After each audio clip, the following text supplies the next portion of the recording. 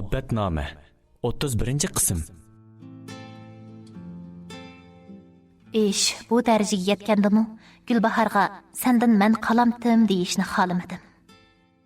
Kimning beshiga kun tushmaydi? Qaysi insonning hatto necha qitim nafas elishlarini taqdir belgilaydigan, ajal o'qi har vaqt atrofimizda agib yurgan ehtimollikni chatga qoqqilib bo'lmaydigan bu hayotda hammamiz bir-birlab ketimiz-ku axir. Taqdir peshoni shundoq kaj kelib qolsa, heli melini, heli jenini, heli saqlig'ini, yo bo'lmasa yaqin tuqqanlarini, do'st birodarlarini ep ketib, odamni qong'ir qaqshitib, qon yig'latib qo'ydi ekan. Yana shu holda yig'lab turibmi, yashashga majbur qilib, hammaga ko'ndirdi ekan. Shoh sultonlarcha haqavurlikni tashlab oldimga yig'lab kelgan, qizining taqdiridan azoblanib yurgi pushlangan, shu sababdan menga dardini to'kis kelib, bag'rimga hamshirlarcha tashlangan bir ayolni neriga ishtirgim kelmadi. Uni quchoqlab tasalli bergan chig'imda bo'lsa, bir qo'saq qerindishimdek, amriq singlimdek tuyulib, u hozir uchirgan taqdirning mening o'tmishim ekanligi yodimga kelib, nimalargadir ichim achchiq bo'lib, menimi ichimdan yig'i qistadi. Shu tariqada quchoqlashib uzoq yig'lashdik. Kechiringlar, bu degan doktorxona bemorlarning davolanish, aram elish ishlariga ta'sir yetkazsanglar bo'lmaydi. Mumkin bo'lsa, o'yinlarni pastroq qilib paranglashinglar. Taki bir sestra yenimizga kelib, shundoq deganda ondan o'zimizga kelgan bo'ldik. Shu kuni bu ahvollarni tuyuqsizli bilgan bo'lsak-mu, odamgarchilikni oxirgacha qilib, Shakila ikkimizmi kirib Layligulni yo'qlab chiqdik. Ondan qizning yenida inisi Erpanni hamrohlikda qoldirib, Gulbahor bilan yo'ldashini uyimizga mehmonga ib ketdik. Shakila bunda qilganimdan sal norozi bo'ldi.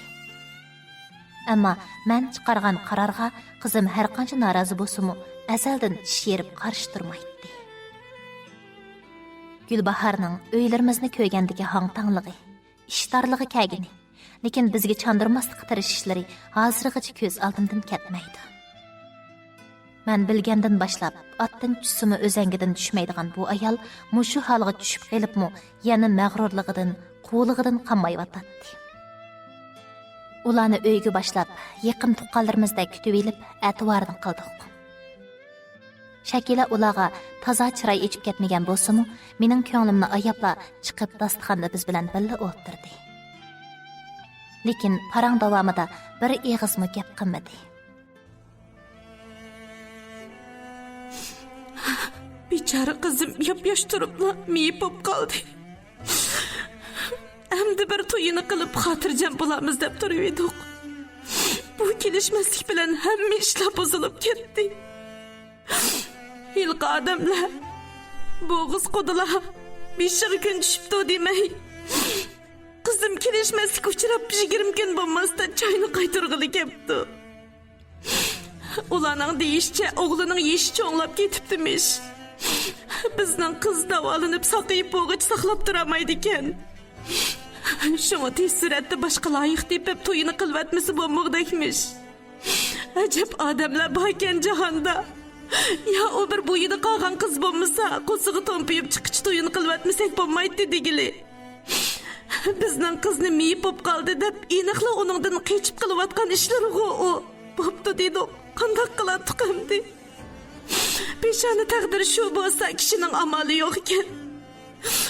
Bir zamonlar ajab bir qiptikanman.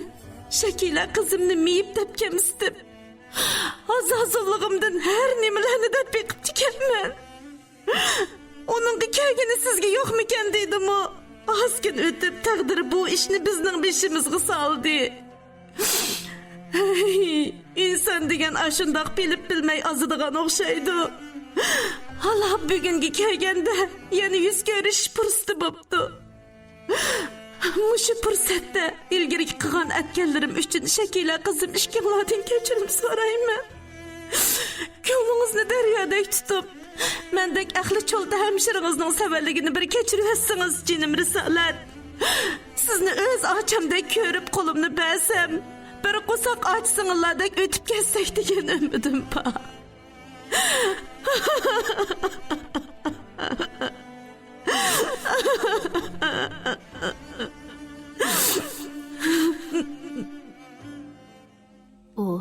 deb to'kilib yig'lab ketdi. O'zini hammaning oldiga qo'ydigan, o'zidan boshqa muhimlari yo'q, uningdek bir ayolning shunchalik gaplarni qilmag'i oson emas edi. Turibli ichim og'irdi. Ilgari qilganlarini ko'z oldimdan o'tkazib, gap qilmay jimmida o'ltirib qoldim. Uning gaplari tugash bilan tang dars o'rnidan turgan Shakila o'rlibla hujrasiga kirib ketdi. Andan yig'lagan ovozi anglandi. Qizimni o'ylasam, yuragim echishadi. U shu chaqlarda Gulbaharning ohanatlarini anglab, tayig'ini yeb, yo'lsizliklarga chidab, alimini ichiga yutib, bak chidamaganda yig'lab dardini o'zidan elib, ish qilib, xeyli cho'ng yoshlik ayollarni tasdi chidaydigan izo ohanatlarga, besimlarga shunchalik g'ayratli holda bardoshlik berib o'tib ketgan edi. Lekin jarohat yarasi saqaygan bilan til yarasi saqaymaydi. Tan zidi bo'lsa, shifosi bo'lgan bilan dil zidisining shifosi tepilmaydi. Tepilgan taqdirdimi mangu asliga kelmaydi. Qizimni majburlab Gulbaharning qilganlarini hozirla kechirvat, hech bo'lmagandek o'yla, uning qilgan atganlarini kallangdan yub chiqirvat, o'z ochangdek bag'ringni osh deyamaydim. U shundaq qila olgan taqdirdimi buningga vaqt ketadi. Balkim nihoyat uzun bir mazgillik jarayon ketishi, bu jarayonda Gulbahar uningga va menga samimiyatini ifodalashi kerak edi. Gapni shundaq degan bilan Gulbaharning bu samimiyatni ko'zlashiga ko'zim yetmaydi. Yurtiga ketish uchun tayyorlanayotgan Erpon bilan dadasi qaytib ketmadi. Laylagulga Gulbahar ikkimiz navbatlashib qarab, kesili yaxshilang'icha holidan bil xabar oldik. Erpon bilan dadasi bizning uyda turdi. Tamoqlarni man etib, doktorxonaga to'shiydiganni Erpondan avatib, gahi o'zim to'shib bir mazgilni o'tkazdik. Qarasam Shakila uyda Erpon bilan yolg'iz qolmaslikka tirishib, yetaklayotgan vakolatchilardan ikkini navbatlashtirib, kunda uyiga chaqirib oladigan bo'ldi.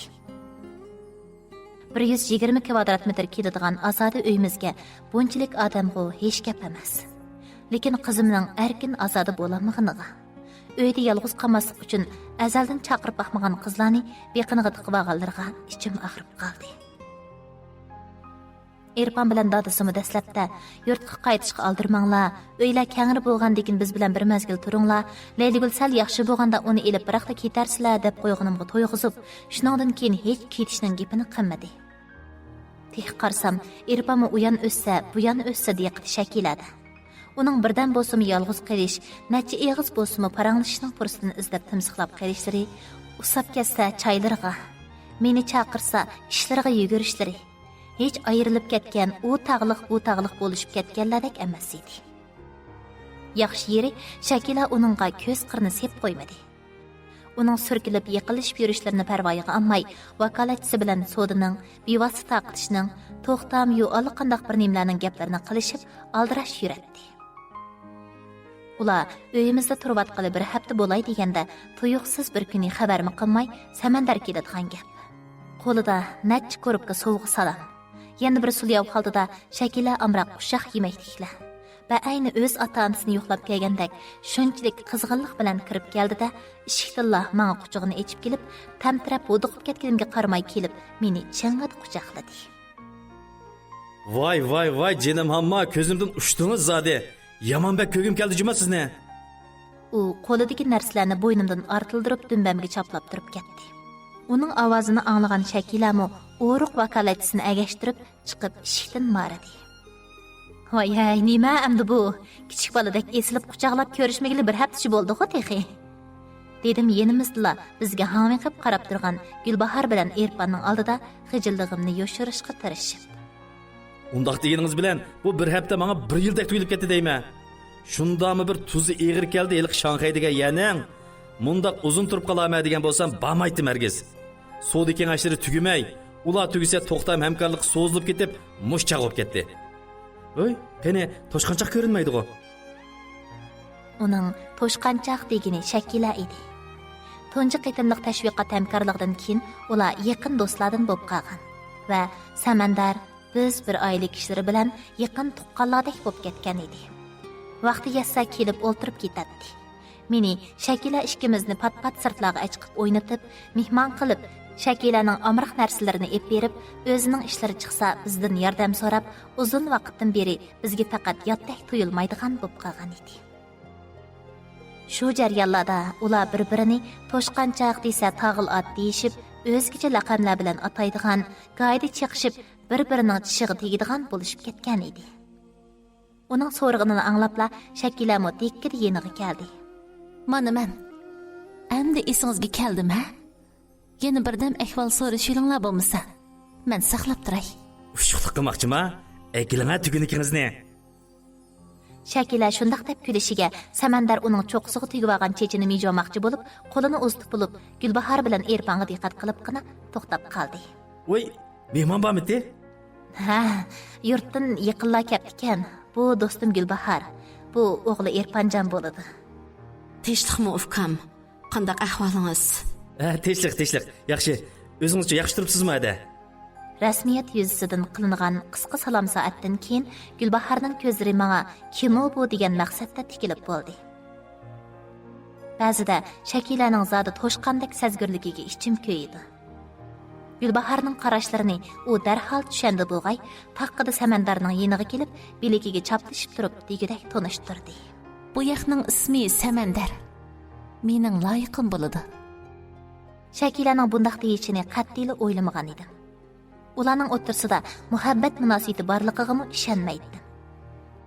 Aks-singildek yaqin do'stlarcha o'tayotgan bu ikkisining bugun qandaqlarcha oshiq-mashq bo'lib qolganiga aqlim yetmay turganda, Shakilaning so'l biligi bilan hayronlikdan ko'zlari chachrab chiqib ketay deb qolgan Samandarning beqiniga noquvvatganligini ko'rib qoldim. Ishning haqiqati ayon bo'ldi. Bu qiz Erpanning o'ziga surkilib, xushomat qilib yurganlardan zerikkan va uningdan bir yo'li qutulishni o'ylagan gap. Bu qizning noqishlaridan uning maqsadini yerim yarti tushungan Samandar kulkisi ara yo'lda qilib tortishib ketgan chiroyiga zo'rlab kulki yugurtib, naxush bir qismi hijaygan peti Erpanga qo'l tanglab ko'rishdi. Kulib selishdan o'zimni aralda tutib turatdim. His qildimki, Shakilami g'al-g'al titirguncha heli menga, heli Samandarga, heli Erpan bilan Gulbahorga qarab turadi.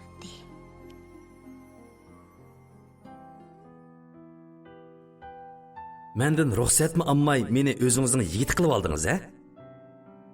Samandar, Erpan va apsi bilan ko'rishib bo'lgandan keyin uni yetilab sirtqa chiqib kirayli deb yondirib chiqib, bino ostidagi gullikda yondishib mangdiq.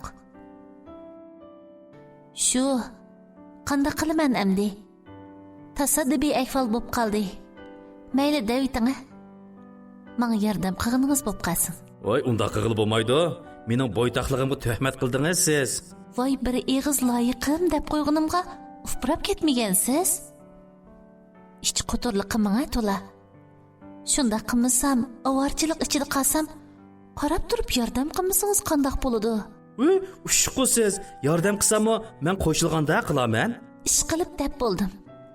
Chidamagan bo'lsangiz, sizmi meni loyiqim Daviting bo'lmasa? Butun shahar xalqiga davosingizmi ma'qul deb qarab turaman. Opamga davosamchi. Samandarning bu gapi bilan g'iqqida bo'lib qoldim. Men asli uningga chaqchaq qilgan edim. Va savolimga bundaq savol bilan javob qaytara debmi o'ylab baxmagan edim. Kechiring. Sizni ranjib qolar deb o'ylamabdiman. Levimni tishlab, yer beqib turib shundaq dedim. Rastimni essam, meni xijillikdan ko'ra ma'yuslik ilkiga elib olgan edi. Nimaga kechirim so'raysiz? Men ranjimidim. Xush bo'ldim tehi. Undaq ta'ni gap qilmay, tillig'ingiz bo'lsa, tillavering. Odam siqilib turganda. Tugunak bosh, nadir ranjidim men, ha? Chechingizni mushundaq tugib olmasangiz, obdan ishlaydigan kallam o asli. Qamlashmagan bir gaplarni qilib. Samandar cho'qamga tugib olgan bir tutam chechimni yeshivatdi. Shu chaqda uning cho'g'dek qo'llari shamol siypab muzlatayotgan peshonamga, andin yuzimga tegdi. Nima ish qilgan? Shu chaqda bakli yig'lig'im keldi. Yig'lig'im kelish bilan tang bir mo'riga, illiq bir quchoqlashga muhtoj ekanligimni, balki buning muhtojligimdanmi bakrak intizorlik ekanligini his qilib yetdim.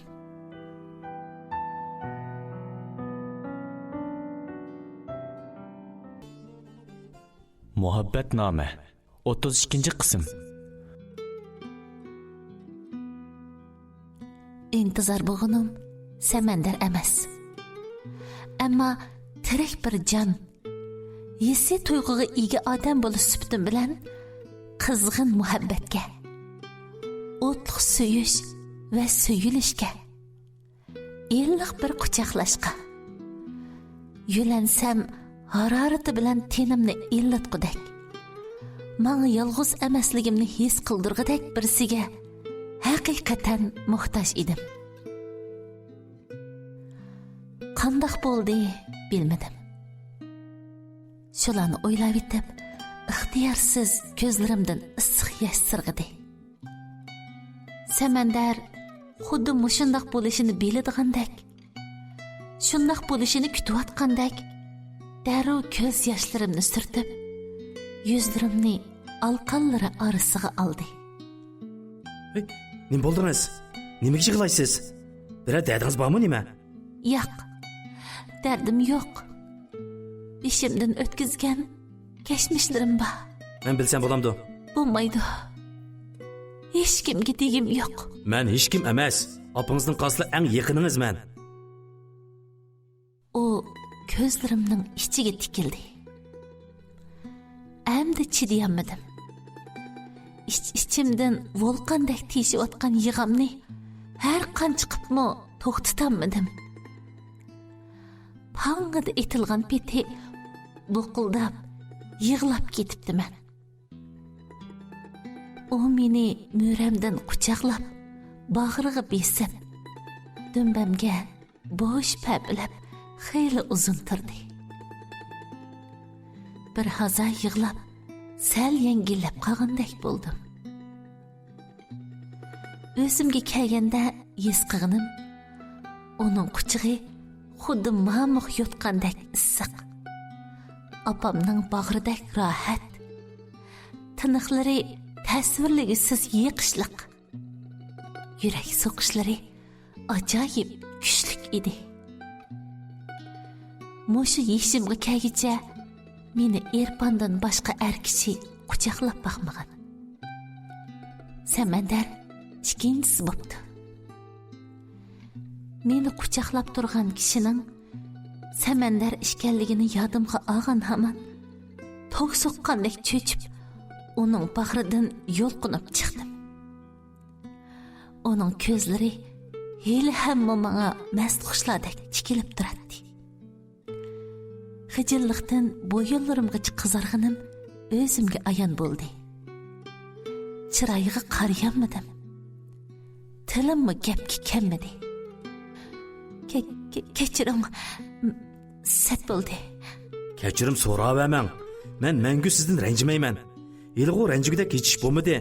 Faqat meni tashlab ketmasingizlar, har qanday ig'ir savallik o'tkazsingizmi, sizdan hargiz ranjimayman.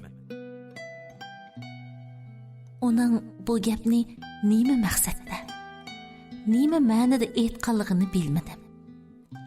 Ko'zlariga savol bilan tikilganimda, uning ko'zlaridagi hayajonning tegiga yetolmay hayron edim. Shu kuni yerim kechigacha hovlidagi gullikda paranglashib o'tirdik. Uningga ilgari bo'lib o'tgan ishlarning hammasini, Erpan bilan aslida qanday munosabatda ishganligimni, opasining menga qanday muomala qilib, nimalarni deb, hatto musht ko'tarib uyimizga kelganlarini, ularning dastidan yurtimizda turolmay, oxiri bosh elib bu yoqlarga kelganimizni, bu qitim ular bilan qanday uchrashib qolganimiz, hamda opamning zo'ri bilan ularning burun qilgan atganlarini salovatga chiqarib etib, yana tuqqunimizdek muomala qilib qolganlarimizni. Lekin Erpanning hozir menga yiqilish qasdida fursat kutib yurganligini, Onun bu qiliqlaridan jaq to'yg'ashqa bugun samandarni qalqon qilib birini qoldirmay so'zlab berdim. U gaplarimni jimjit o'ldirib, zan qo'yib angladi. Opisidek hakavur, shaxsiyatchi, o'zbeshimchi va yoki erpondek boshqurulib ko'nib qolgan, o'z oldiga qaror chiqaramaydigan undoq odamlardan kishiga vafo kelmaydi. Buningdan keyin men bor. U sizga hargiz yiqilishamaydi. Bir bo'lsa uyinglarda uzoq turmayla ketadiganning maslahati kelamdi texi. Yo'qchimi? Ularni ketkizib o'tishdan qo'yga kirmayli. Opamning ko'ngliga keladi. Opam u ashundaq ayol. Mush tanliganga non tanglab, tilg'anga yana birdam tilib olamsiz deb turib berishdan yanmaydi. Maylila. Baribir qizi saqayganda ketadi bu yerdan. Uyimizda bir umr turib olmagan ekan. Bir kun o'tsa, bir kunga hisob. Umumayli. Lekin men buningdan keyin kunda kelaman. Toki ular ketkicha sizni qo'g'dimsam bo'lmaydi. Nimaga amdi? Voy undaqmi qilib ketmayli. İşlarınız jiqtirsa, kunda bu yerga kelib qanday yetishib bo'lasiz? Yetishman? Bek bo'lmasa katib qiz bilan yordamchim bakrak jafo tortadi shu. Sizda qiz do'stimni yotning ko'zidan, yomonning so'zidan qo'g'dimsam qanday bo'ladi? Shalparda qizirib, yerga qarab oldim. Ko'cha chiroqlarining g'uva yo'riqida u balkim qizirib ketganimni sezmagandi. Ammo uningga aloqador gaplarda qachondan beri jiddiylashadigan, yuragim ritmsiz so'qib ketadigan, osonli qiziradigan ham duduqlaydigan bo'lib qolganimni bilmaydim. Atsidan boshlab Erpanning chiroyi qish osmonidek tutilib, eg'ir tinib yuradigan bo'lib qoldi. U uyda bo'lsa yolg'iz qolmaslik uchun ba'zida do'stlarimni, ba'zida vakolatchilarimni chaqirib olatdim. Lekin samandar kunda keladigan bo'lgandan keyin ularni chaqirmadim.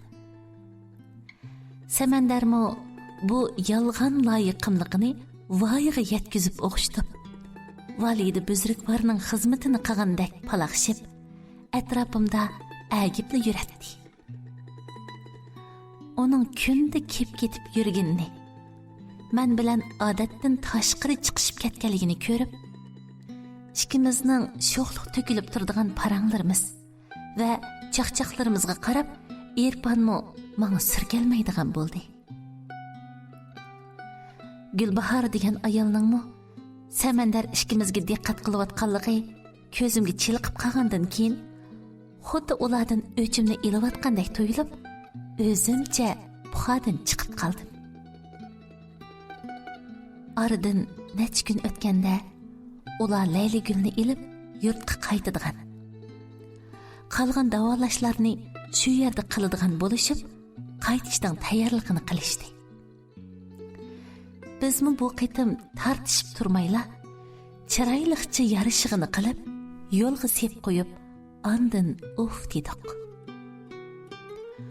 Ular nars keraklarini ilib, uyimizning eshigidan chiqib ketgandan keyinla yelkamdan cho'ng bir tog'ni ilib o'tgandek yengillab, rohattin oldim. Samandar ular ketgandan keyinmi kunda kelaverdi. Buningga qiziqib, uning bilan chiqishdim. "Hay, tag'lat. Erpan bilan ota-onasi ketib bo'lsa-mu, yana kunda kelaveramsiz? Shirkatda uyingizda qiladigan ishingiz yo'qmi sizning?" "Ishim bor. Ishlarimning ichidagi eng muhimi mushu uyga kelish. Boshqasini aldirmay qilsammi, katibim bilan yordamchim qismi bo'laverdi. Men bo'ldi, ko'zingizga sat ko'rinib qolmagandimi? O'zingiz sat bo'lgandikin, bek chiroyli ko'rinibmi ketmaysiz? Mayli amdi. Opangiz chiroyli tug'mabdi ekan. Sizdagi ayib emas bu. O'zi satning gepsat deb chiroyli gap chiqmaydi-ku sizning og'zingizdan, ha? Xap. Atidan boshlab necha kun kelmay baqaychi qani, seg'inib qolmaganingizni men bir ko'ray. Men seg'inam deganman texi sizni. Voy qo'rg'amay. Hargizdan, ha? Hargiz. Voy ko'ramiz qani. Odatda chaqchaq ching'ig'i chiqsa, kichik boladek urushib, chashlashib ketish. Qo'limizga chiqqanni etish. Qo'g'lab yurib, urib ilishlarga o'zgarib ketadi. Lekin bu qitim undaq bo'lmadi. Shu gapdan keyin Samandar jimmida bo'lib qoldi va uzoq o'ltirmayla qaytib ketdi. Kim bilsin, ertasidan boshlab uda bir haftagacha faqatli kelmay qo'ydi. Boshda deb qo'ygan chaqchaq gapimning aksicha, u kelmagan seri sig'inib, ko'zimdan uchib ketayotdi.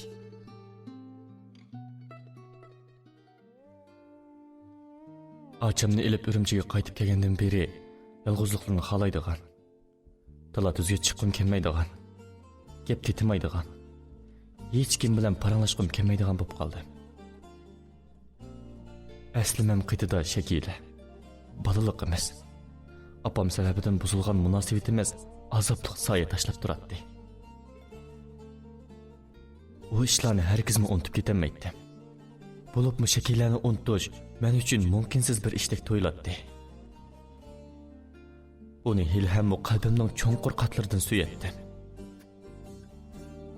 Qiynatam o'rinlashtirib qo'ygan ichki kasalliklar bo'limining doktorlik xizmatini tirishib yaxshi ishlayotdi. Lekin dadasi xizmatga o'rinlashtirib qo'ygani, o'ltirayotgan uyimizni dadasi ipagini va bizni har jihatdan qo'llab kelayotganligi uchun ayolim oldida bo'ynim tuvan, tilim qisqa bo'lib qoldi. Uning odam boshqarish, hukmronlik ideyasi onamninkidan ortiq bo'lsa ortiqki, herkesmi kim emas edi. Nega berib, nada turg'anim, kimlar bilan aloqa qilganim, yenimdagi pulni nimga xajlaganim, ishdan tushib qanchalik vaqtda uyga kelganlarimga so'rab, hisobni ep turadigan bu xotin biz to'y qilib necha yil ichida issiq bir vaqt tamoq etib oldimda qo'yib boqqan. Bir tal maykamni o'z qo'li bilan yuyib berib, oqshomlari yenimda o'ltirib, men bilan birdam televizor ko'rib boqqan.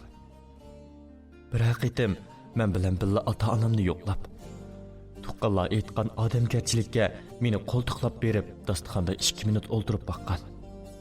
Mendan bir haqiqatim bo'lsa-mu, ardingizmi, ochdingizmi deb so'rab boqqan. Adnasi o'zining hissiyati quturib qolmasa, mening erlik istaklarimni nazarga elib, qo'lini tutsam iliq bir kulib qaragan. Men bilan quchoqlashib bitib, tatliq paranglashib boqqan ayol emas. Uning biladiğini faqat boshqarash, varqirash, jarqirash, so'roq qilish, kun-kunlab hisob elish. Ba'zida uning yo'lsizlik tutib qilib, chalvaqab so'qishib ketsa, sinig'i ilib apamning undariga yo'llab qo'yman. Ko'ring, siz bayning qizi deb ippagan xotinim deb.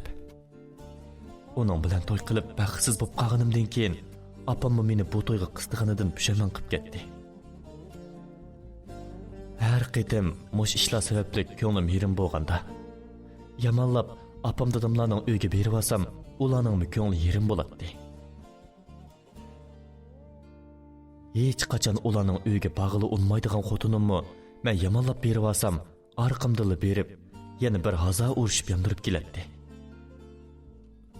Biroq uning mijozida kechirim so'rash, xatoligini tonish, ayol kishida kiroyish, isil muloyim bo'lish deganlar zinhar tepilmaydi.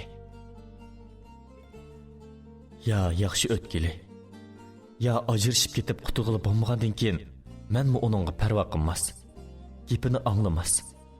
Har qancha urishib ketsam-u, qitimga olmas bo'lib oldim. Keyingi kunlarda dadasi tepib bergan xizmatnoma tashlab, oliy maktabda o'qiyotganda qilgan sodamni qaytadan tepib oldim. Az to'la pul topgandan keyin uning bilan texmi karim bo'lmaydigan. Fursat topsamni sirtqa qochadigan bo'ldim. Ishlar shundoq bo'lavergan seri to'la urishib haliqanmagan. Jidallashibmi menga gapini o'tkazolmagan xotinim mendan umidini uzib, izdimas, so'roq qilmas, urushmas. Hatto oylab uyga kirmasammi, bir qitimmi telefon qilmas bo'lib ketdi. Başta buni yaxshi ahvol deb o'ylabdiman. Ammo bir mezgildan keyin uning sirtdan boshqa bir er kishi bilan tepishib qolgani.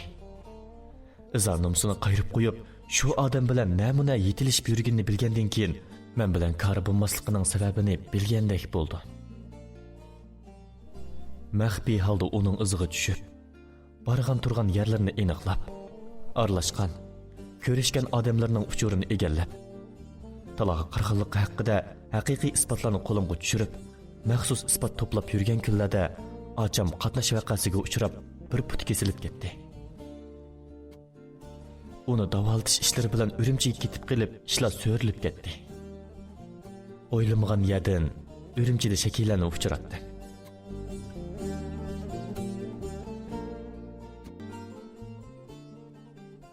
Muhabbatnoma 33-qism.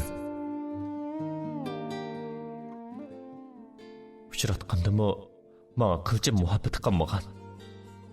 Ko'zlaridagi illiq kulimsirashlardi. Chehradagi muhabbat optipidan, mehridagi illiqlikdan asarmi yo'q holda, men xuddi notanishlardek yot nazarda qaraydigan holatida uchratdi. Uning bilan paranglashishni, sirdishishni, burungi chaqlarimizga qaytishni shu qadar umid qilatdim-yu, barliq tirishchanligim bekorga ketyotdi. Ras, u o'zgaribdi. Cho'ng shaharliklarning madaniy turmushini o'rganibdi. Girim qiladigan, moda qizlardek yasinib yuradigan, yana texi mendan ko'p pul topalaydigan bo'lib ketibdi. Lekin shuning bilan tang yana kishiga gumon bilan so'q ko'zli qaraydigan, hech kimni ko'zga ilmaydigan, hech kimga ishonmaydigan, hech qanday gapini bir kimga demaydigan va hech kimning yordamiga muhtoj bo'lmaydigan bo'lib o'zgaribdi. Bularni his qilgan chig'imda uningdan ayminib qoldim. Shundaqdimi, hali ham o'chmagan muhabbat o'tlari meni hadab uning yiniga ittiratdi. Uning bilan udul qarishib o'ltirib paranglashishga, didoriga ko'proq qarayolishga undaydi. Ayolim bilan ajrashmoqchi ekanligim, shuning uchun to'xtamay isbot to'plab yurganligim yodimga yetish bilan tang ko'nglim pallada yo'rib ketdi. Ajrashib ketsam, shakllarning yeniga qaytib kelalaydim. Uning bilan qaytadan jam bo'lib, muhabbatimizni yangi boshdan chijaklalaydim. Hozir opamning ko'z qarashi o'zgargan edi. U amdi shakllanimi, dadamnimi kamsitmaydi. Texi shakillar bilan bo'lgan munosabatimga qarshi turganiga pushaymon qildiganligini o'z ig'zi bilan aytgan.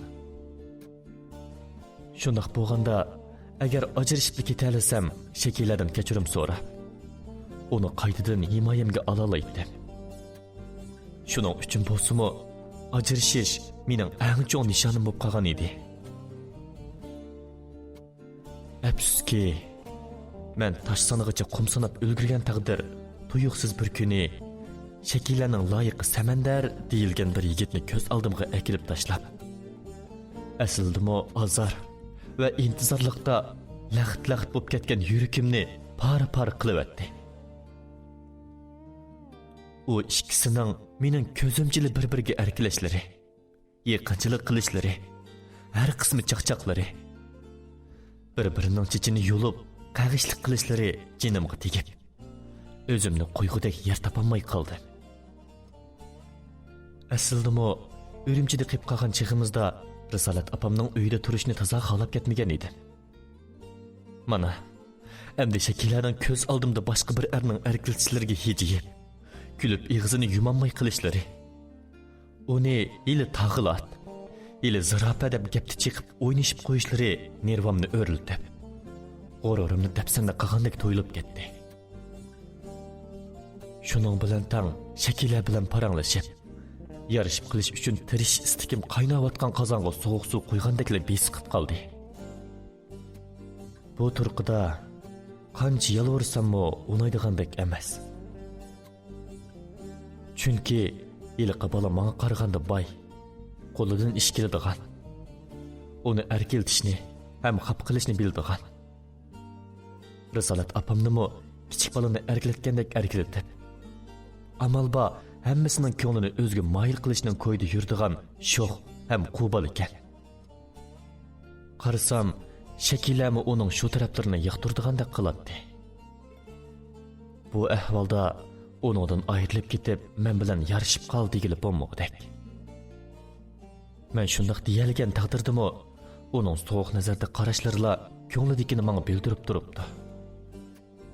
Teklifimni u hargiz qabul qilmaydi. Shu xayollar bilan ko'nglim g'ash bo'ldi. Shu kuni sirtqa chiqib kiray deb chiqib ketib, oliy maktabda o'qiyotganda to'la bordigan qavoqxonaga bordim va tong otqich ichib g'arq mast bo'lib, qavoqxona mulozimlarining yordami bilan bir mehmonxonadan yotoq zakas qilib, shu yerda bir kun uxlabdim. Esimga kelgandan keyin opamni izlab tunji degan gapim yurtga qaytish bo'ldi. Opam mening ruhiy kayfiyatimga diqqat qilgan bo'lsa kerak. Qaytib ketishga qo'shildi. Lekin achamning salomatligi masalasi tufaylidan shu hamalli ketamay qoldik. Taki bu uydan ayrilg'uch bo'lgan orliqda shakillar bilan samandarning kulki chaqchaqlariga guvoh bo'lib, yurak bag'rimni har chaqqandek azob va beyoramlikda qiynab, yana necha kunni o'tkazdi. Yurtga qaytgandan keyinmi xeyli uzungacha aqlimni yo'qotib, xomush yurdi. U az kelgandek ayolim bo'lgan xotinmi bara mendan yiqmaydigan. Ilk taladan tepib olgan bir kimlar bilan menga ko'rsatib turib telefonlashib, kameralik paranglashib ketishlari zitimga tegib, achchiqimni bekli keltirdi. Uni qat'iy yaxshi ko'rmaydi. Ko'nila bir kunlik xotinning 100 kunlik mehri bo'ladi deyishdi ekan. Lekin uningga katakda baqqan to'g'ri bo'lganchilikning mehrim yo'q edi. Nemel degan bilan namida bo'lsa-mu uning eri bo'lganligim uchun uning chekdan oshgan qiliqlariga chidag'uvchilikim qolmadi. Oxiri faqatla taqat qilolmagan bir kuni uning oldiga bir talay isbotni tashlab, "Ya o'z roziligi bilan oldimga tushib, xalq ishlar idorasiga borsan, chiroyliqcha ajrashimiz. Ya mush sachliklarni ko'tarib sudga chiqimiz" deb qo'qoq silib, uningga masaladan o'zini qochirgudek imkon qo'ymadi. 100 obro'yini jinidan aziz ko'rdigan, qiynatamdan o'lgudek qo'rqadigan bu xotin amalsiz ajrashishga qo'shildi. Men bu fursatni ching tutib, ajrashish rasmiyatlarini bajarib olishga oldirdi. Mening tahdid silib zo'rlab turib bilan ajrashish ishini cho'nglarga maslahat musammadik. O'zimiz qaror qilib ajrashib, cho'ng uyga ajrashish xatini ko'tarib bordik. Shunday qilib, qiynatam unmag'inimga qo'ymay ipbagan.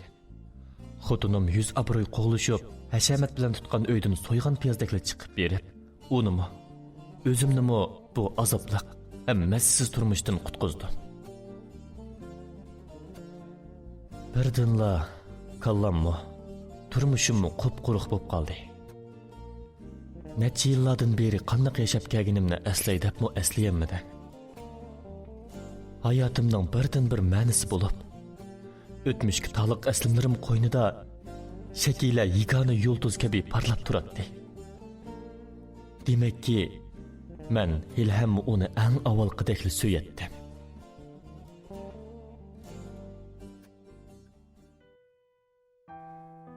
Samandar kelmas bo'lib qolganning keyingi haftasi oxiri chidamay o'zim uningga telefon qildim.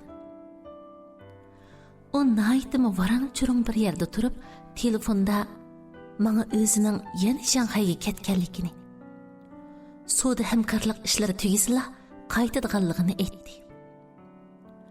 Birdilla qo'yim tutdi. Shuncha yiroq yerga boradigan odam nemishqa menga deb qo'ymaydi? Nemishqa undidarda bo'lsa-mu xo'shlashib, ondan mangmaydi?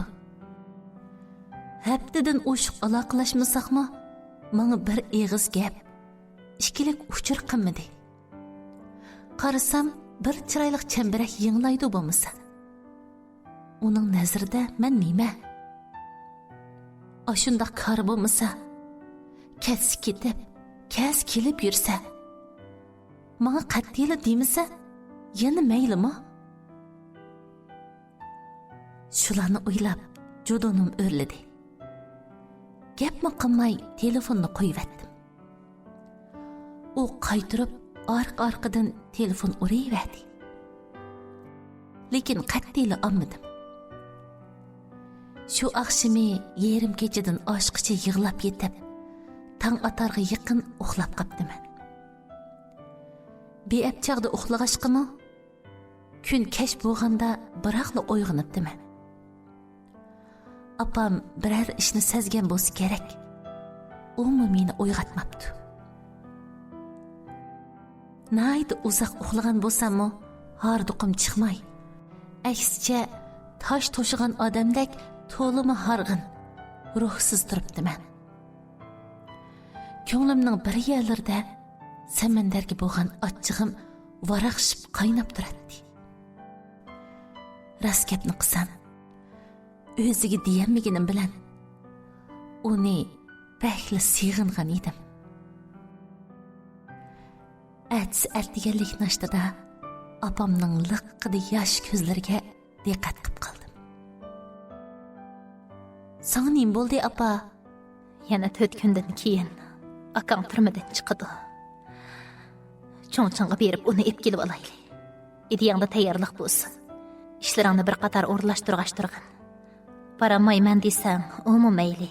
Men berib ep kelay. Akamning yeniga bormay nega borman? Her qancha muhim ishlarim bo'lsa-mu, qilaversin bo'ldi. Akam bilan sendan muhim ishim yo'q mening. Bu kunni yillardan beri kutayotgan tursan. Yuragimning qat-qitidan sherin bir yig'i o'rlab chiqib, ko'zlarimdan marjandek yoshlar to'kildi. Bir-birimizga tasalli berishib, yig'ilishib o'ltirsak, eshik urildi. Aldirab tenab yoshlarimizni surtib, o'zimizni o'ng'ishidik. Apam berib eshikni ochdi. Qarasam, samandar. Qo'lida necha xalda bir narsalarni sangilitib, uxlagan kalladek hijibli kirib Uni ko'rib, ming tasda besiq turib tugatgan yig'amni qaytadan boshladim. Apam bo'g'ashqa ya yenimga kelib yeshini surtamaydi. Ya burunqidek bezanlik bilan chaqchaq qilolmaydi. Turgan yerda qizirib, tatirib, turibli qoldi. Aksining chiqadigan vaqti bo'lib qolgan. Bugun erta 2 kun tayyorlik qilib o'g'illik maqsaq, balkim ulgurib bora olishimiz mumkin. Berib shu balani yondirib kelayli deyishgandik. Shu haqda paranglashib etib, sal hayajonlanib qoldik. Bu qiz aksini ko'magila 10 yildan oshdi emasmi? Nemish bo'lgandi deb ansirab ketibdiman texi. Menmi bilib boray. Yiroq yerda holinglarni xabar oladigan odam bo'lmaydi. Mundaq yo'lga sep qo'ysam, xotirjam bo'lolmayman. Undaq deb ketgudek, kimdingiz siz? Xotirjam bo'lolmayman deb texi. Nemishqa xotirjam bo'lolmaydingiz? Bir eg'iz zuvan surmay Shanxayga ketgandimi? Xotirjam mengib tikansiz-g'o. Sizga degandim-g'o men hamma nimangiz deb. Agar sizlar xohlasangiz, hamma nimangiz bo'laman. To'liq ushiqlik qilmang, ha? U ishqa bu ishni aralashtirmay so'g'uqqan bo'layli, ma'qulmi? Apam uning nima deyotganligini tushalmay, ko'zlarini chimchiqlatib, ikkimizga qarabla qoldi. Nima ish qilgan? Hayajonlanmasimi bo'ladigan shunchaki gapga yuraklarim selib, to'mirimdagi qonlarning lo'mildab eqishlarimi o'zimga to'yilib ketgandek bo'ldi.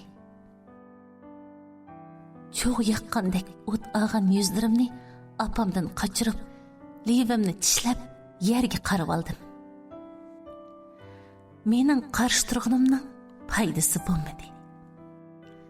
Samandar apam bilan gapini bir qilib, o'zicha cho'ng-cho'ngga mangdiganning tayyorliklarini qilib avara edi. Uningga qiydivag'an bo'g'ashqa ortiq gapmi qilmadim. Karimmi bo'lmadi. Uningga men bilan yolg'iz qolgudek fursatmi bermadim. Umi apamdan hayiqib ortiqroq gapmi qilolmadi. Shunda qilib öygini deganda yo'lga chiqib, Chungching shahriga berib, mehmonxonaga o'rinlashdik. Hamda akamni chiqidi degan kuni deganda turmaga berib, eshik oldida saqlab turdik. Shu kunki dilg'ulluq aralashgan mujmal hissiyotim va hayojonimni til bilan tasvirlashga ojizman. Akam dunyolikdagi bir tanli qarindishim. Shuhrat bahli o'zgarib ketgan bo'lib, esimda qolgan eng oxirgi vaqtlardagi chiroyi, bo'y turqi, hatto gap qilishlarimi hozirgi turqi, chiroyi, yurish turishlarga yaqin mukammaydi. Uning bo'ylari o'sib, samandar bilan tang bo'lib ketgan edi. Ayni yillari kino cho'lpini Changlongning yosh vaqtlaridek o'zgilan qo'yib oladigan chochlarini tushirib atgan bo'lib, qaytadan o'sib chiqishga boshlagan. Pokiza qirilgan soqol burutlarining o'rni ko'kish paqirab, qo'riq tushishga boshlagan ko'z atrofi sovuq jilmayib turadi.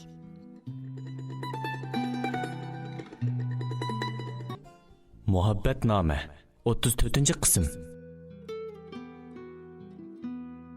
O'ruqliqdan sanavog'dakli chiqib turadigan barmoq so'ngaklardanmi bir xil bechoralik to'kilib turadi. Akamning eng oxirgi qitim qachon yig'laganligini eslayolmayman. Lekin u bugun bizni quchoqlab, silkinib, o'ksib, bak uzoq yig'ladi. Aslida jam bo'lish xushalligidan bahramand bo'ladigan bu kunimizni xuddi dunyoga yangi ko'z ochgan vaqtimizdagiga o'xshash yig'i bilan kutib oldik. Balkim bu akamning dunyoga qayta tug'ilgan bir kuni bo'lib qolar. Ham opam ikkimiz uchunmi ko'nglimiz qaytadan yorug'likqa chiqqan bir kun bo'lib qoldi. Shu kuni Chongqingdagi Xinjiang taomlari oshxonasida tamoq yeb, ondan mehmonxonaga qaytib bir kun mungdashdik. Apam bilan akamning paranglari faqat tugimadi. Lekin nemishqikan men bilan akam o'tirsida g'oyibiy bir tom paydo bo'lib qolgandek. Ikkimiz shu tomning ikki tarafida bir-birimizni ko'may, faqat ovozimizni anglab turgandek bir xil tuyg'uda. Na tilimiz gapga kelmay, na deydigan gapimizni topolmay, bir-birimizdan ayminib o'ldirib ketishdik.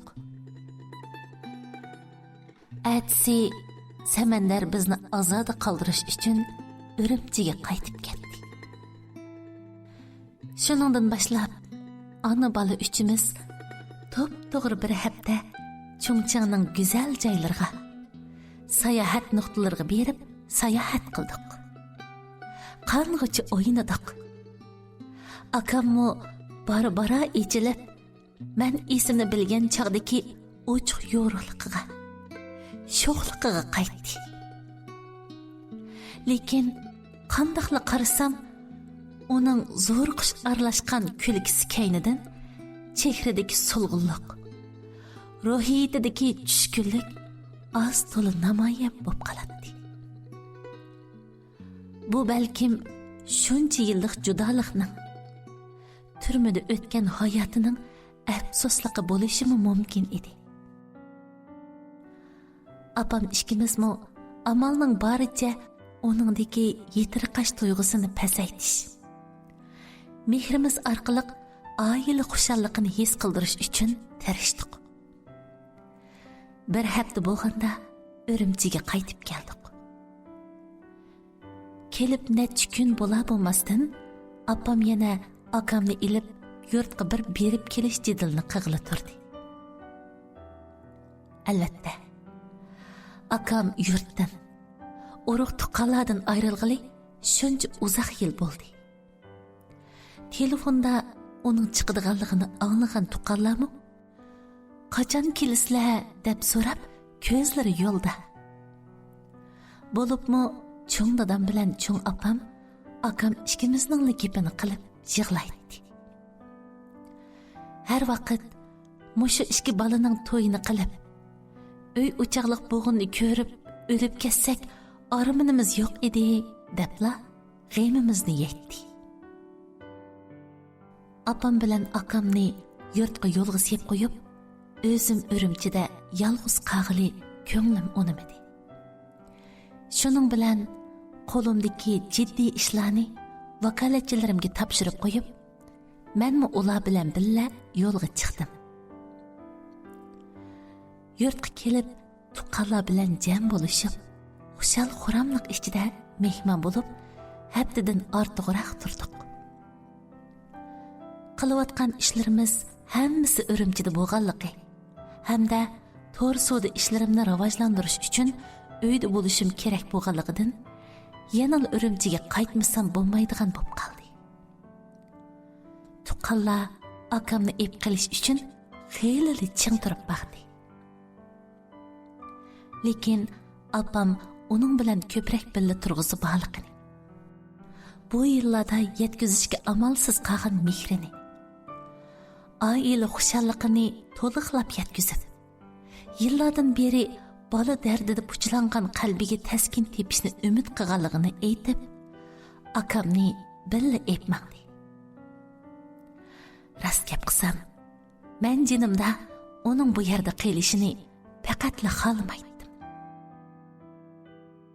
Urumchiga qaytishdan burun shaharda 2 kun turib, bu yerdagi tuqqanlarni, yaqin yo'riqlarni yo'qlab o'tishni xayol qilib qoldik.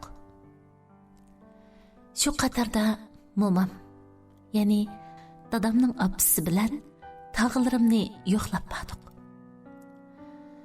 Momam kasalchan bo'lib, tenining ojizlab qolganiga qaramay, bizga zaharni sanjib olishni, ailemizning bugungidek holga tushib qolishi, mening meyib bo'lib qolishim, dadamning o'zini o'ldirib olishi, akamning turmaga kirib qolishi, uyimizning doktorxonaga qaytarilib, uy makonsiz holda talada qolishimiz va yurtda turg'idek yuzimiz qolmay, sargardon bo'lib Urumchiga chiqib ketishlarimizning hammasini apamdan ko'rib, uning aqlsizligidan, sho'rpishona va didsizligidan og'irnib, koyiblik chiqdi. Shuningdimi, apam bir eg'iz ortiq gap qilmay, levini tishlab, dardini ichiga yutib o'ltirdi. Hala bugungi kunga kelgandimi, yana muomalasida mehr muhabbatdan asar bo'lmagan. Ko'z oldidagi bu kelinni deymizmi? Apamni yotning qizi deb eski qatorga chiqarsimi? Biz nevaralarini deb bo'lsimi, 2 eg'iz qattiq gapdan qolmagan. Issiq bir piyola choy o'rniga so'g'uq muomalasi bilan ko'nglimizni egib, aslida jarohatli dilimizni qaytadan og'ritgan bu ayolning uyida bir minut turishqimi roziliqim qolmadi. Yerdan beshini ko'tarmay yig'lamsirab o'ldirgan apam bilan injiqlab yetib, apamni tanqidlayotgan momamning oyog'ida qo'l bog'lab jimmida turgan akamga qarab, ichim serildi. Hech qanday xatoligi bo'lmagan.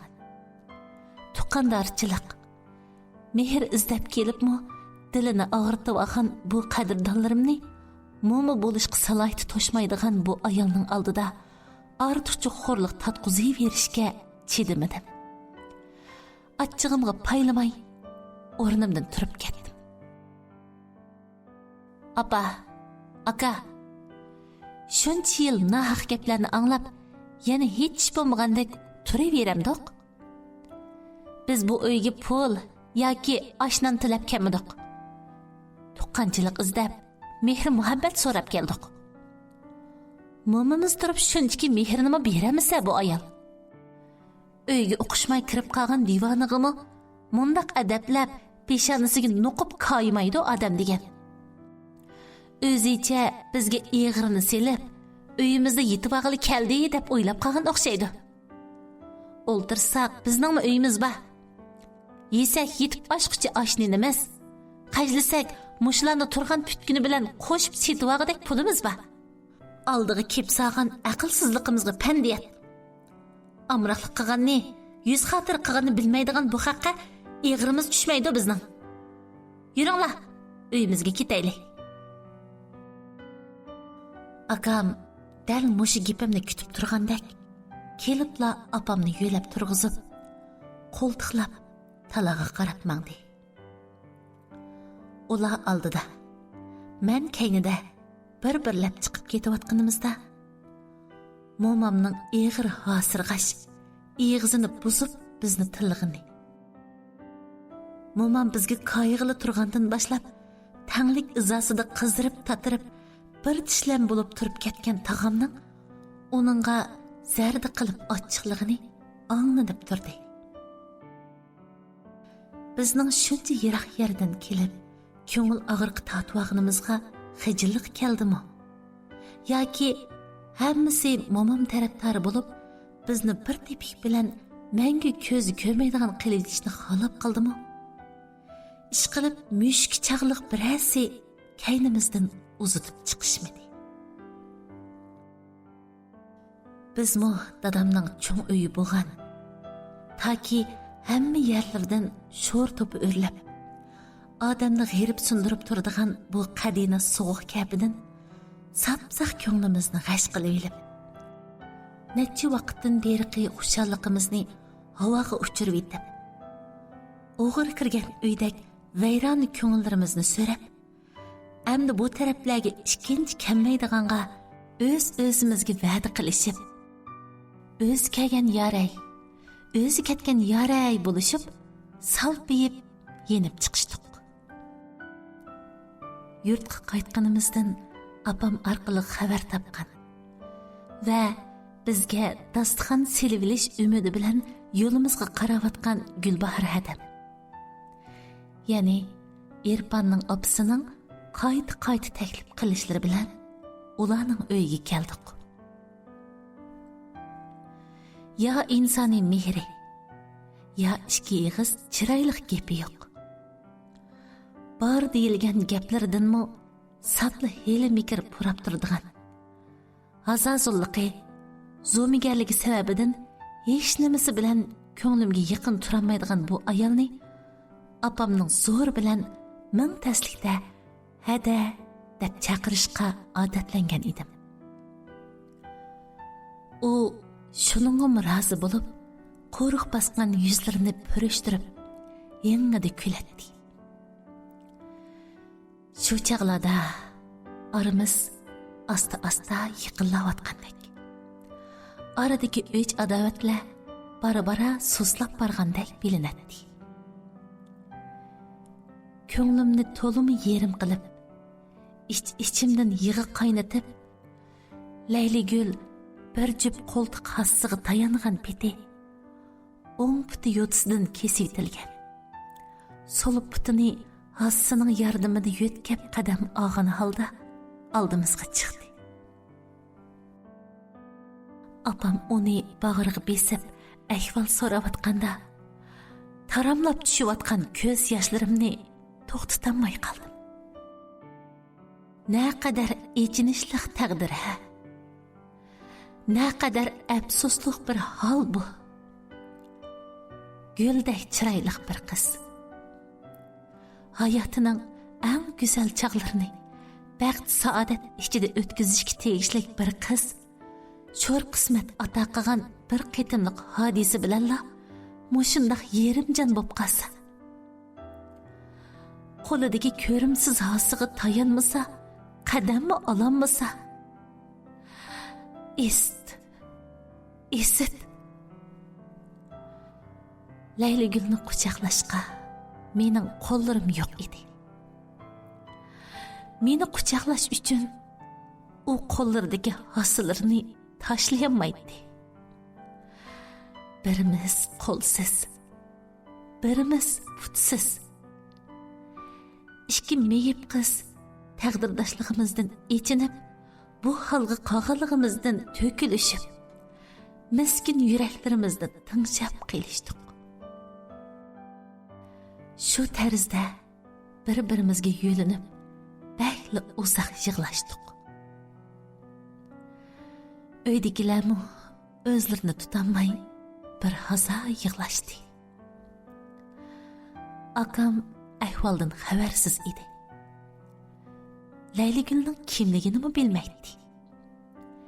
Shunga u ko'zlarini paqirtib, bizga nima deb tasalli berishini va nima qilarini bilmay bir chetda unsiz o'ltirdi. Hal ahvol so'rashib, hamdastxon bo'lib o'ltirganimizda opam Gulbahor Hadamning uyidagilarni onunga tunishtirdi. Hamda qandoq bo'lib yaqinlardan bo'lib qolganligimiz haqida to'xtaldi. Dal shu chaqda Gulbahor Hadam bilan yo'ldishining chiroyida dam-dam o'zgarishlar bo'lib, xijillikda beshini yerdan ko'taramay qilishdi. Bu albatta Gulbahor Hadamning bir zamonlarda bizga qilgan adolatsiz muomalasi, yo'lsiz jidallari va haqoratlik qilmish atmishlari uchun izzat atib qolganligini bildiradi.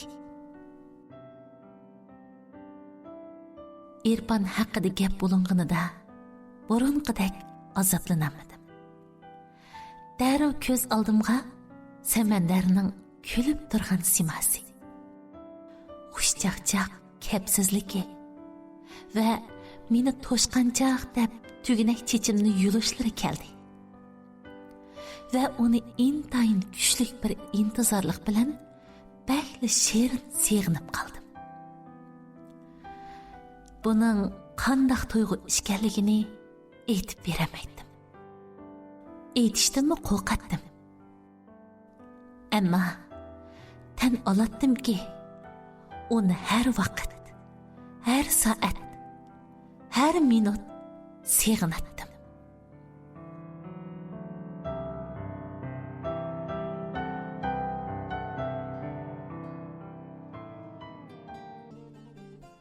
Muhabbatnoma 35-qism. Biz kelganda Irfan uyda yo'q edi. Yangidan uy ilib, shu uyni bezayman, ko'chiman deb palaqshib yuriydi. Yilqi jidalxo'r saran xotinidan ajrashib ketib, qaytadan tug'ilgandek bo'ldi bechora bola. Shuningdan keyinla sodisimi, mijozimi, ishlarimi boshqacha jonlanib ketdi. O'ylasam ichim ochiq bo'ladi. İnsan degan nimancha hamoqat döt keladigandu. Nimisini nima o'ylab shu xotinni olasan deb zo'rlab bo'g'itdim shu chaqlarda.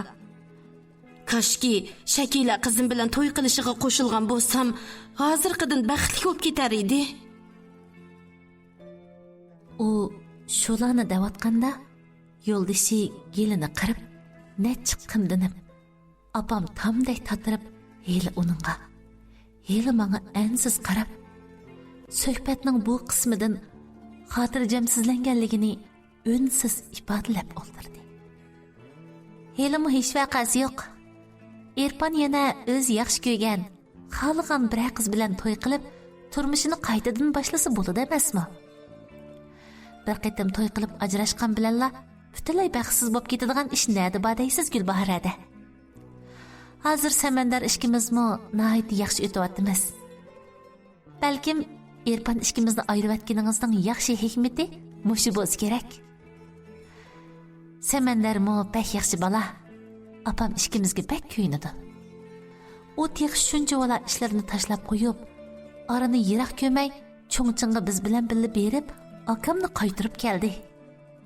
Asli yurtqimi biz bilan birga kelib, tuqqanlar bilan ko'rishib, tanishib qo'ymoqchi edi. Lekin Sodi yig'ini bilan Shanxayga boradigan bo'lib qilib, kelamay qoldi.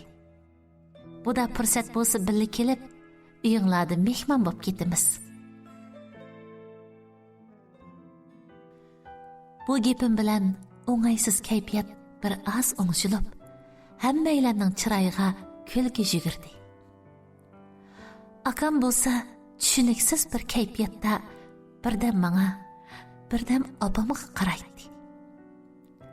Men xijillik ilkida asta uningdan ko'zlarimni qochirib, boshqa yerga qarab oldim. Shaharda necha kun turib, taki Urumchiga qaytqichi bo'lgan oraliqda bir ish yuragimni tatlabla turdi. U bo'lsa-mu Layligulning qo'ltiq hassi bilan qiynalib mengishlari va mendanmi bechora bir holga qolgan edi. Ko'p o'ylanishdan keyin oxir bu qarorimni opam bilan akamga aytdim. Mundaq o'yladim. Biz Gulbahor hadamlarga deb Layligulni Urumchiga birga olib ketaylik. Shu yerda uningga yolg'on put soldirib, hasiga tayanmasmi mang'alaydigan holga keltiraylik. Bo'lmasa, u qiz umr bo'yi mushundaq o'tib ketadi. Menmi qo'limning yo'qligiga ko'nib ketdim. Bu holatimni boshqaga o'zgartirishni o'ylashib baxmadim. O'ylashsammi, menga tas bo'lishi. Yolg'on qo'lga ko'namasligi mumkin. Lekin Layligul o'xshamaydi. Topgan pulni ashundaq ishlarga ishlasak, balkim texmi barkiti bo'lishi mumkin. Hech bo'lmaganda bu mening orzuyim, opa. Aka, mening o qizga yordam qilg'inba.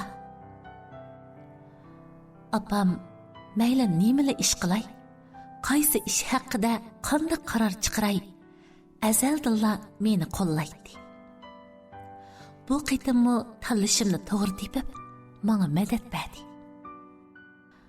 Akam bu yillarda oilada bo'lmaganligi va opam ikkimiz qilayotgan ishlarni toza tushunmaganligi, qanday qilib pul tepib, qayerga ishlatayotganimizni bak bilib ketmaganligi uchun bu ishga nima deb fikr qatnashtirishni bilamay, yordam kerak bo'lsa, ha-hu deyishdiganligini aytib, qaror chiqarishni opam ikkimizga qo'ydi.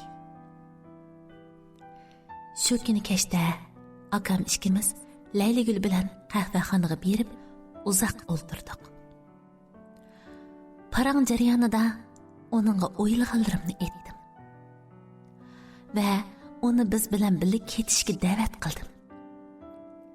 Lekin u taklifimni rad qildi. Opamning sizga va Risolat adamga qilgan askiliklari oz emas. Shundoq tursa-mu sizlar biz qilganni qilmadinglar.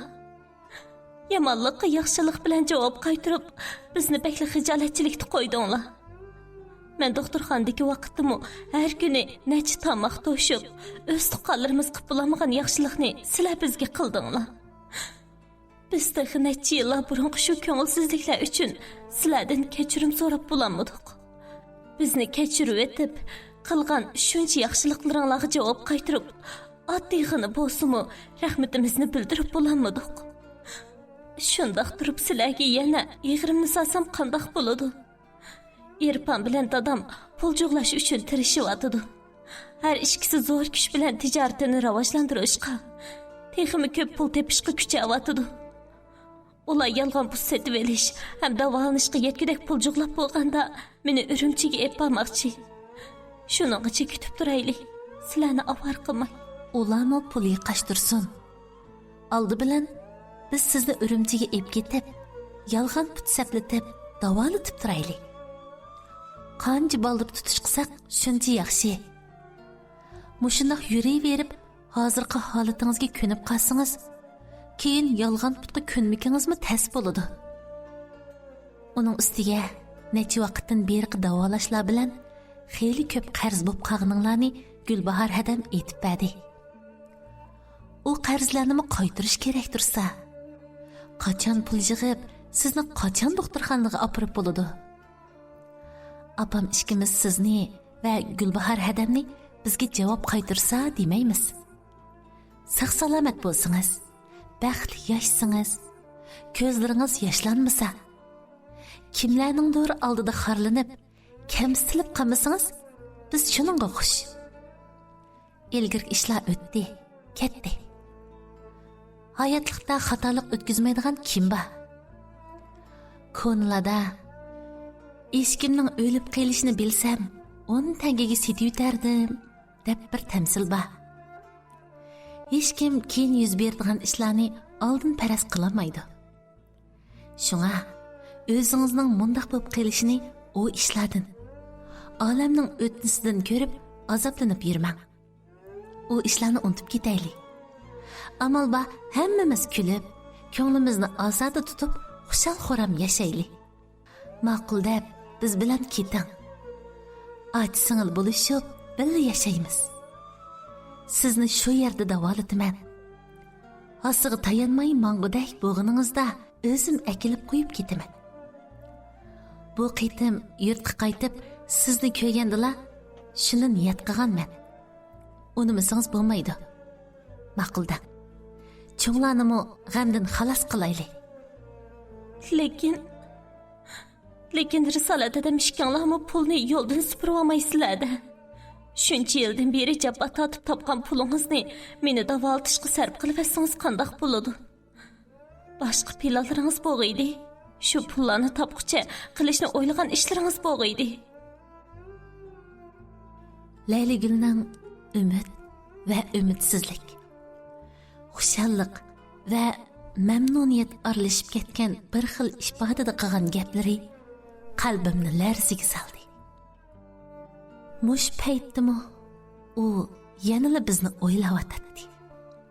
Ashundoq yaxshi bir qizning beshiga nemancha ig'ir kunlar keladi ha? Pulning ishidan g'am yemang.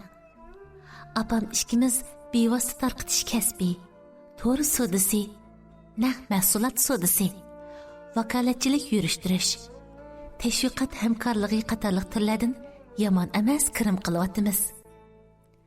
Yana Urumchida 2 do'konimizning ijara haqqini yig'imiz. U do'konlarni akam chiqqanda ichib beraman deb 2 yil burun setib olgan. Bu yil texi yana ijaraga berib pulini yig'dik. Kelar yili birini akamga ichib bersak, yana birini davomli ijaraga bersak bo'ladi. Qolganiga yana tirishib turgan ekan, topimiz pul deganni. Artıq ishlarni o'ylab olmay, davolanishning qo'yiga kiring. Bu qitim sizni bog'lab bo'lsimi ep ketaman. U chaqchig'imdan qizirib qani kuldi. Shu turqidimi yana ko'zlaridan munchaqdek yoshlar taramlaydi. Men tonigandan boshlab u haqiqatan yaxshi bir qiz edi. Gulbahor Hadam va Irponlarni bu ishdan xabarlantirib qo'yib, ularning ishkilinib, tilini chaynab qilishlariga parvo qilmay, Laylagulning safar tayyorligini qilg'izdim. Apsining "Billa basam bo'ladi" deb sirkilishlarini chiroyli jirat qilib, qizdan xotirjam bo'lishdi.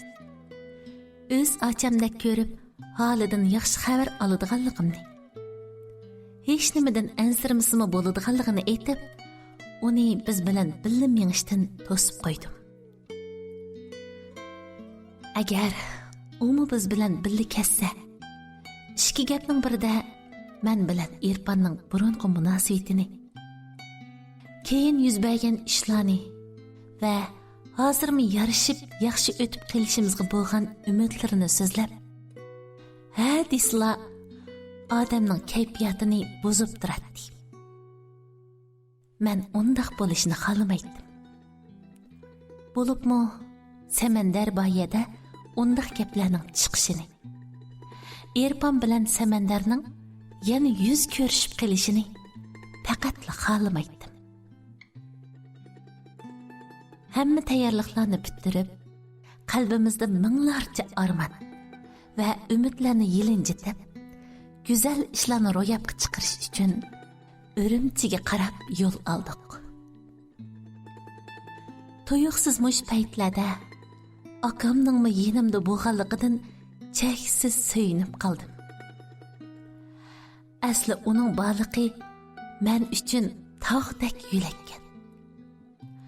asli uning bo'lganligi mening g'oyiviy ishonchim, ruhiy madadim ekan.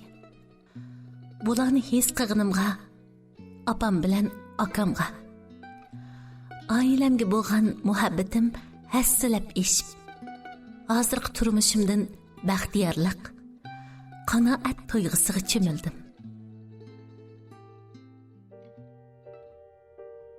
Singlimga qoyilman. Uni bu yillarda ishga qo'li yo'q holda yashadi deyishga tilimmi bormaydi. Chunki u nurg'un sog' kishilar qilolmagan, qilay desimi madori yetmagan, madori yetsa ishonchi bo'lmagan ishlarni bir-birlab qilib, orzularini amalga oshirib, nini erkaklarni tasdiq qila oladigan ishlarni o'z aqliga, zerikligiga tayinib, hech kuchi mayli qilib, hech kimga eg'rini solmay, aksicha boshqalarning eg'rini ko'tarib, o'z amaliyati bilan atrofiga, jamiyatga muhabbat taratib, bahmut chiroyli yashab ketdi. Mushularni o'ylab yetgan minutlarda uning aksi bo'lganligimdan faxrlandim. Onundan o'rganishga tirishchilik, mushkulot ichidan yo'l tepib ilgirlash, o'z kuchiga tayinib, qiyinchiliklarni yengish jihatlarda uni o'zimga ulgu qilish qaroriga keldim va oilamdan cheksiz suyundim. Eslab baxsam, bu yillarda opam ikkisini kech kunduz o'ylab, seg'inib, yod etib turgan bo'lsam-mu, turmadan chiqqandan keyin ularga mundiqroq bir ish qilib bersam deganni tuzukmi xiyolimdan o'tkazibmi baxmabdiman. Lekin ular meni o'ylabdi. Men chiqqandan keyin bir ishning peshini tutadiganligimni, shuni xohlaydiganligimni pamlabdi. Men uchun oldin boshqa turib, texi do'konmi ep qo'yibdi. Shularni bilgan chig'imda yuragim sho'rrati erib ketdi. Men ularni yo'lamakda yo'q, ular meni yo'lab, men ularni o'ylamakda yo'q, ular meni o'ylab. Naqadar ig'ir qarza. Pul puchak, narsa kerak qarzini to'lab, qaytirib tugatgili bo'ladi. Ammo mehr muhabbat qarzini-chi? Singlim bilan opamga bo'lgan mehr qarzlarimni to'lab bo'lishga umrim yor beram. İmkonim yetarmi? Shakila savog'dishi va burunqi loyiqning ochisi bo'lgan Laylagulning miyib putini davolatish uchun uni mobilli ilib mandi. Urumchiga kelgichi bo'lgan orliqda kira pulini boshqa hamma chiqimlarni to'lagandan sirt, Urumchiga kelgandan keyin uningga nechqur yangi kiyimlarni ilib, shu kundan boshlab doktorxona va yolg'on put aloqalashib, Laylagul uchun sakvori bo'lib yurdi. Texmendan o'zining qo'llari qulaysiz bo'lganlikdan Laylagulning holdan xabar elishib berishimni o'tindi. Mening chiroyli singlim, mehrlik malikam Shakila haqiqatan bek ko'ngilchan bo'ldi. Men buningdan keyingi umrimda to'xtamay tirishsammi, uningga yetamigudayman. Shularni o'ylasam, turmushning hamma tarafı menga besim bo'lib to'yiladi. Bu besimni yengish, yeniklitish uchun orom topmay tirishib, ularga yordamlashsammi, yana bir yerlari bir xilla. O'zimni xuddi bu uyga mehmondek his qilib, singlim bilan opamning pulini hajlab, quruq so'lat begzodalachi yashayotganimdan nomus his qilib